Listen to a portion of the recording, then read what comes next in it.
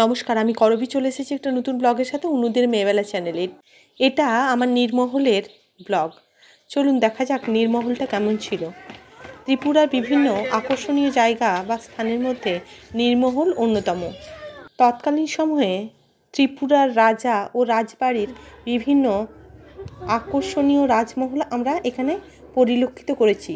তবে নীরমহল শব্দের অর্থ হলো নীর মানে জল, আর মহল মানে তারই মধ্যবর্তী স্থানে তৈরি এক বিশাল পেল্লাই বাড়ি বা রাজমহল। আগেই বলেছি, এখানকার প্রকৃতির পরিবেশ ভীষণ সুন্দর। বিস্তীর্ণ এলাকা জুড়ে জলাশয়, আর তার মধ্যে গজিয়ে ওঠা পদ্ম এবং শালুকে ভরা গাছের দল, আর তারই মধ্যবর্তী স্থানে একটা বিশাল বড় দ্বীপ, আর এই দ্বীপের মধ্যেই গঠিত একটা বিশাল সাদা চুনসুরকির পেল্লাই রাজমহল। এই রাজমহলের বিভিন্ন স্তরে আমরা বিভিন্ন কারুকার্যমূলক দৃষ্টান্ত দেখেছি বারংবার।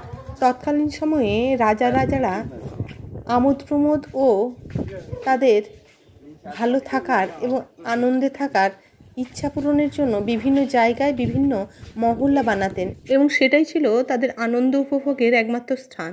যাই হোক, এই মহলটার প্রত্যেকটি সিঁড়ি ছিল খুবই সরু। উপরের অংশ দেখার পর আমরা যখন নিচের দিকে নেমে আসলাম, দেখুন নিচের দিকটা সুন্দর ডেকোরেশন করা, মাঝে মাঝে সবুজের সমারোহ এবং ছোট্ট ছোট্ট গাছ দিয়ে সুন্দর করে ডেকোরেশন করা, এবং তার মধ্যে দিয়ে বয়ে গেছে বেশ সুন্দর সাদা রঙের রাস্তা। আর চারিদিকে দেখুন সুন্দরভাবে গড়ে উঠেছে এক একটা নতুন নতুন বিল্ডিং। এই বিল্ডিংয়ের চূড়াগুলো অনেকটা মসজিদের চূড়ার মতো। যাই হোক, চারিদিকটাই এরকম খণ্ড খণ্ড চূড়ার মধ্যবর্তী স্থানে এই সুন্দর পেল্লাই উঠোন, এবং সেখানে সুন্দরভাবে গাছ দিয়ে ডেকোরেশন করা।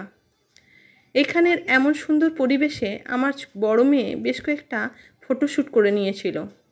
যাই হোক, এই নীরমহলের সুন্দর দৃশ্য উপভোগের পর আমরা আবারও চলে গেলাম প্যালেসের ঠিক বাঁ দিকে।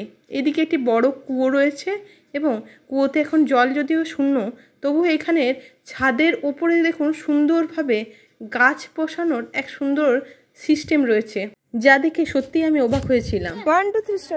এখানকার গাছগুলো যদিও পাতাবাহার, তবু এর পরিধি এবং আয়তন দেখুন এক অবিশ্বাস্যকর।